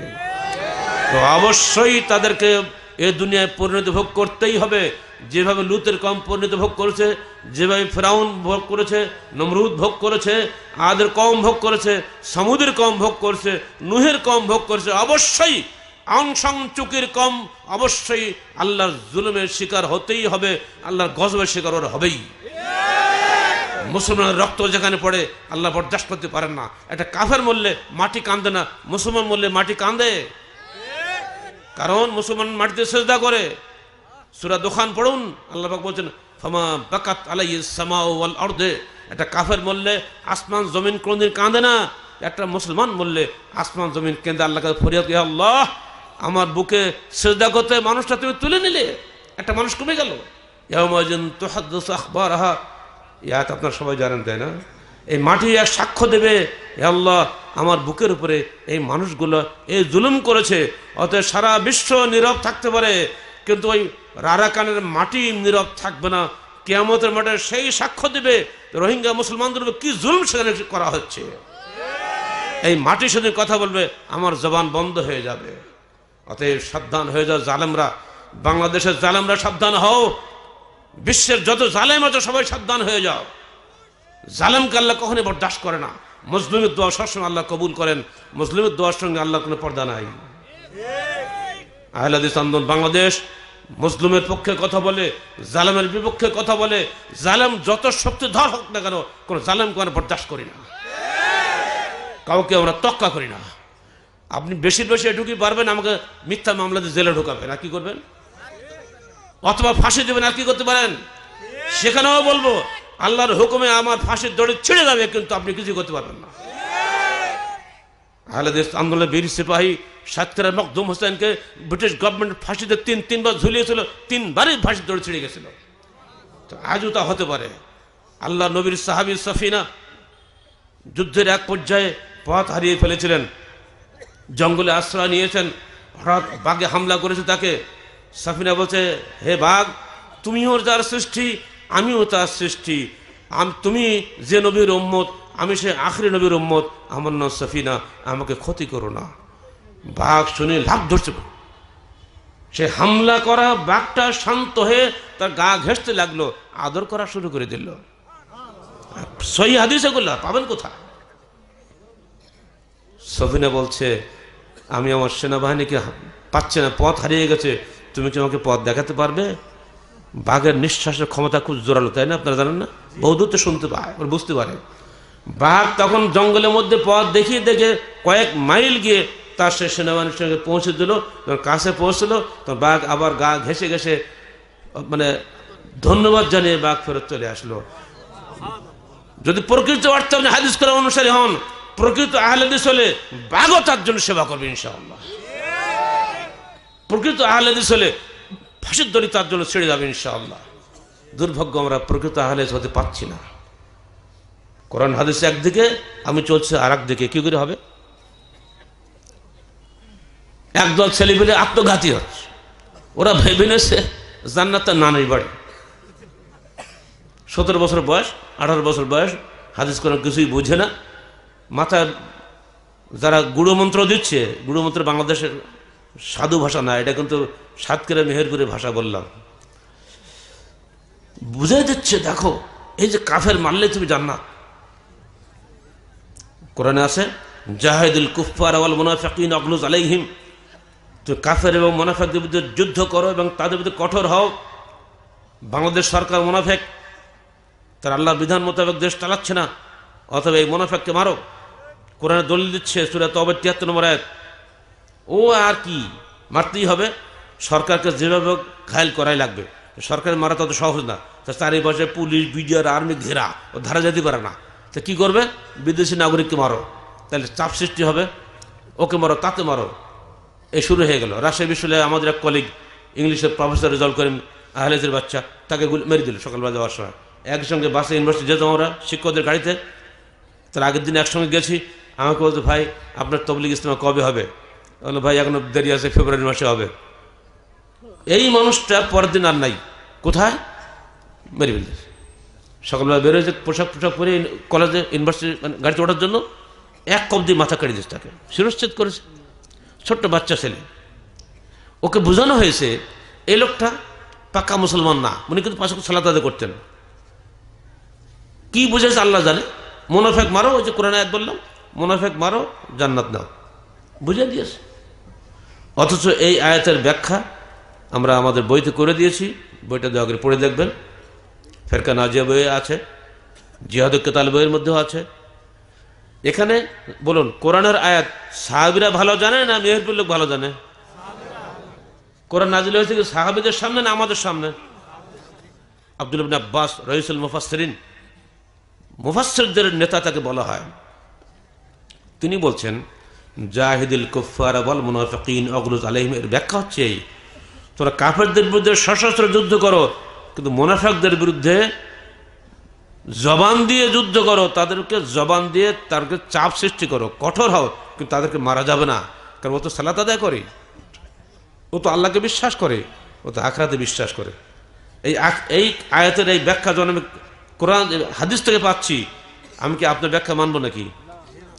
আল্লাহ বলছেন ফালা ওয়া রাব্বিকা লা ইউমিনুনা হাত্তা ইউহাক্কিমুকা ফীমা শাজারা বাইনহুম, ওই ব্যক্তি কখনোই মুসলমান নয় যে ব্যক্তি তোমাকে অর্থাৎ আল্লাহ রসুলকে বিবাদীয় বিষয়ে সমাধানকারী হিসেবে গ্রহণ না করলো, সুম্মা লা ইয়াজিদু ফি আনফুসিহিম হারাজাম মিম্মা কাদাইতা, অতঃপর হৃদয়ে কোনো দ্বিধা সংকোচ না রাখলো, ওয়া ইউসাল্লিমু তাসলিমা, এবং তাকে নিজেদেরকে আত্মসমর্পণ করে না দিল, ফালা ওয়া রাব্বিকা লা ইউমিনুনা, তোমার রবের কসম তারা মুমিন নয়।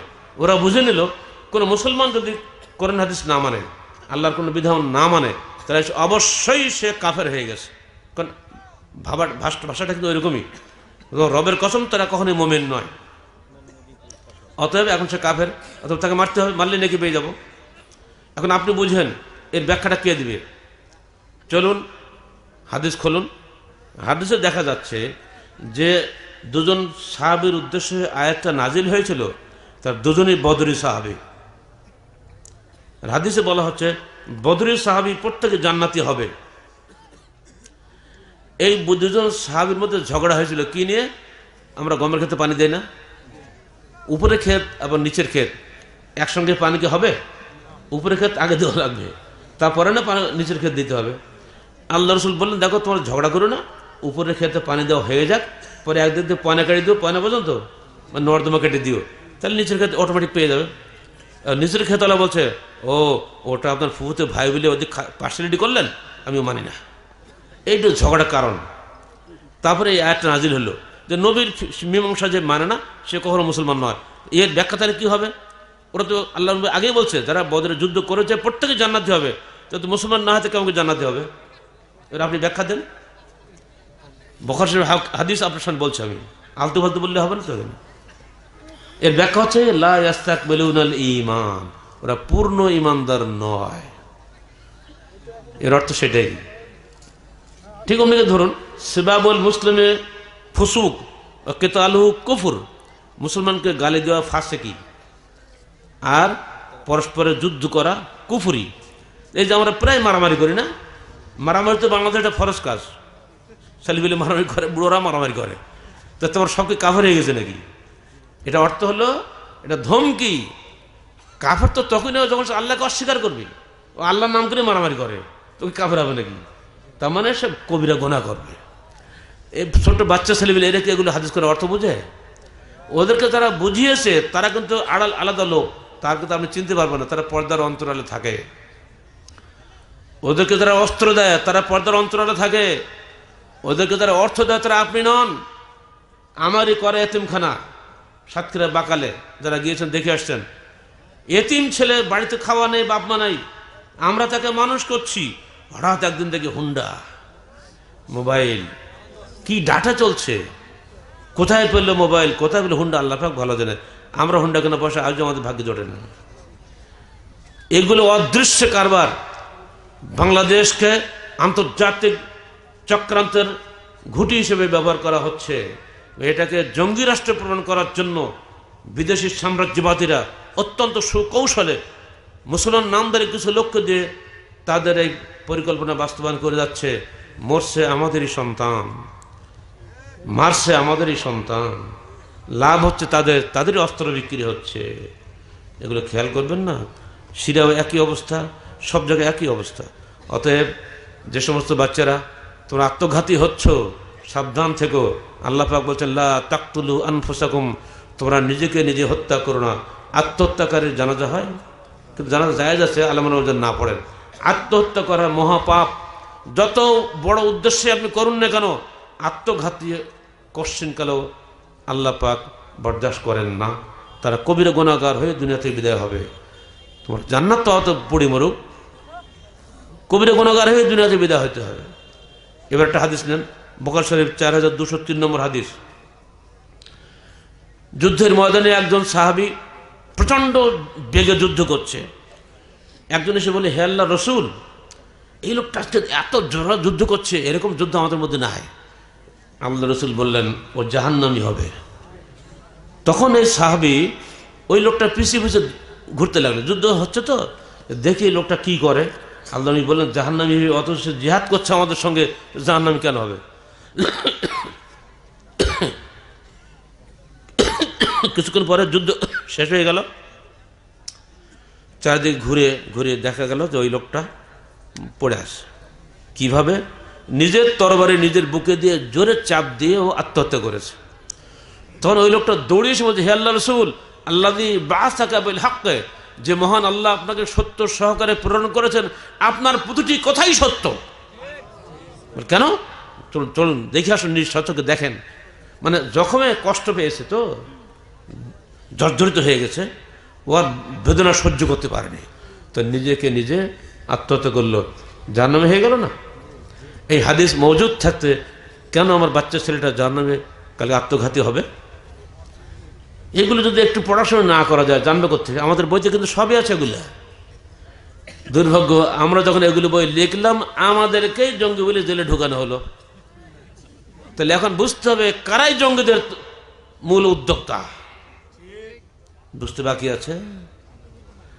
অতএব ভাই সাবধান, মুরব্বি যারা আছেন ছেলেদেরকে বুঝান, আমাদের জিহাদ ও কিতাল, ফেরকা নাজিয়া এবং ইকামতে দ্বীন এবং সন্ত্রাসবাদের বিরুদ্ধে আহলে চন্দ্র বাংলাদেশের ভূমিকা, এই বইগুলো আপনারা ছেলেদেরকে পড়ান যদি জাতিকে রক্ষা করতে চান।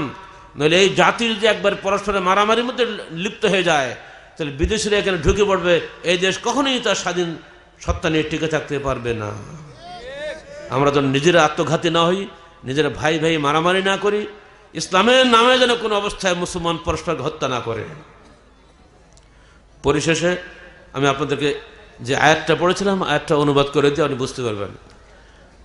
আবু বকর সিদ্দিক রাদিয়াল্লাহু আনহুর নাম তো সবাই শুনছেন, তাই না? উনি যে আল্লাহ রসুলকে বলেন, হে আল্লাহ রসুল, আপনার দাড়ি পাকলে কেন, চুল পাকলে কেন এত তাড়াতাড়ি? তো উনি বললেন, আমাকে চুল পাকিয়ে দিয়েছে সূরা হুদ। সূরা হুদে কি আছে ওটা আপনাদের শুনে দিই, শুনবেন? চুল পাকবে, কিন্তু যারা পাকাতে চান না তারা শুনেন না, কান বন্ধ করে রাখেন, হবে? চুল পাকবে। আজ আমাকে একদিন বলছে, স্যার আপনার চুল পাকে না কেন, আপনার চুলে কলম দিয়েছেন নাকি? কলম, আমি কলের বিরুদ্ধে ওরা জলসা করি, বক্তৃতা করি, বলবো এটা পৈতৃক কারণে আমার চুল পাকে না, কালো করে রং টং করেনি এগুলো। শোনেন, আল্লাহ রাসূল চুল পেয়ে গেছিল, কেন পাকলো? আল্লাহ পাক জবাব দিচ্ছেন, ফাস্তাকিম কামা উমিরতা ওয়া মান তাবা মাআকা ওয়ালা তাতগাউ ইন্নাহু বিমা তা'মালুনা বাসীর। যেভাবে তোমাকে নির্দেশ দেওয়া হয়েছে হে মুহাম্মদ, তুমি সেইভাবে দৃঢ় থাকো। ওমান তাবা মাআকা, এবং যারা তোমার সঙ্গে তওবা করেছে কুফরি থেকে, শিরক থেকে, বেদাত থেকে, তারাও ঠিক একইভাবে দৃঢ় থাকো। ওয়ালা তাতগাউ, সীমা লঙ্ঘন করো না। ইন্নাহু বিমা তা'মালুনা বাসীর, তোমরা যা করছো সব কিছু তিনি দেখছেন। এই আয়াত আমাকে আমার চুল পাকিয়ে দিয়েছে। তোমার যেভাবে আল্লাহ পাক নির্দেশ দিয়েছেন সেভাবে দৃঢ় থাকা কঠিন না? এই কঠিন থাকতে গিয়েই আল্লাহ রাসূল বলছেন আমার চুল পাকিয়ে দিয়েছে এই আয়াতই। এই আয়াতটা মেহেরপুরবাসীকে উপহার দিয়ে গেলাম। আপনারা এখন চুল পাকাবেন না রাখবেন আপনাদের ইখতিয়ার। যদি সহি পথে থাকতে কষ্ট হয়, কষ্ট স্বীকার করে হলেও আপনি জান্নাত পাবেন ইনশাআল্লাহ। আর চুল সব পেকে যায় জায়গা, তথাপি মানুষ যা করছে তাই করে দুনিয়াতে বিদায় হয়ে যাব, এটাই যদি আপনার চিন্তা ভাবনা হয়, তাহলে কি চুল দেখুন কাজে লাগবে? হবে না। আল্লাহ পাক এদেশের প্রত্যেক মুসলমানকে সত্যিকার অর্থে মুসলমান হওয়ার তৌফিক দান করুন। মা বোনদেরকে এগিয়ে আসার জন্য আমরা আবেদন জানাচ্ছি, কারণ মা বোনরাই পারেন পরিবারকে আল্লাহর পথে ধরে রাখতে। যদি তারা স্বামীকে বলেন, এই স্বামী তুই চাকরি করো 20,000 টাকা বেতনের, আজকে অনুষ্ঠান করলে 50,000 টাকা খরচ হয়ে গেল, টাকা পেলে কোথায়? ঘরের মধ্যে স্ত্রী যদি স্বামীর তদারকি করে, ওই স্বামী কিন্তু আর ডানিবা যাবে না। ছেলে যদি বাক্য বলে, আব্বা আপনি বেতন পান এত, আপনি এত টাকা নিয়ে আসলে কেন আমাদের জন্য, আমি আপনার জিনিস খাবো না, ছেলে যদি সোজা হয়ে যায় তাহলে বাবার করবে নাকি? ছেলেপিলের জন্য তো বাবার অন্যায় করে, ঠিক না? এজন্য ছেলেদেরকে বলবো, মা তোমরা হও ইসমাইলের মতো সন্তান হও। বাবাদের বলবো ইব্রাহিম মতো বাবা হন। মায়েদেরকে বলবো হাজেরার মতো মা হন। এই বিষয় তো জাতীয় কবি নজরুল কবিতা লিখে গেছেন, সব কিছু যাক জবিউল্লাহ হোক, ছেলেরা সব, মায়েরা হোক, হাজেরা হোক, মায়েরা সব, সব কিছু যাক সত্য হোক, বিধির বিধান সত্য হোক। এটা কার লেখা? জাতীয় কবি নজরুলের লেখা। আমরা মানি এগুলা? তিনি বলছেন আমাদের দেশের মায়েরা হাজেরা হোক, ছেলেরা জবিউল্লাহ ইসমাইলের মতো হও, বাবারা ইব্রাহিমের মতো হও, দুনিয়া সব চলে যাক, সত্য রোগ, সত্য কি? কোরআন হাদিস না? সব চলে যাক, কোরআন হাদিস থাক। কোরআন হাদিস নিয়ে আমরা কবরে যাব, ইনশাআল্লাহ আমরা মুক্তি পাবো। আল্লাহ পাক আমাদের সবাইকে পবিত্র কোরআন ও সহিহ হাদিসের আলোকে জীবন গড়ার তৌফিক দান করুন। এবং সমাজ পরিচ্ছন্ন করার জন্য অবশ্যই ইমারতের অধীনে থেকে ঐক্যবদ্ধ প্রচেষ্টার মাধ্যমে সেটা সম্ভব। একাকে কি সম্ভব? একটা ওয়াজ কালাম তাতে হয়ে যাবে? হবে না। আলাইকুম বিল জামাত, জামাতবদ্ধ জীবন যাপন করো। ওয়াইয়াকুম আল ফুরকা, বিচ্ছিন্ন জীবন থেকে তোমার বিরত হওয়া। আল্লাহ রসুলের হাদিস আমাদের মানার চেষ্টা করবেন।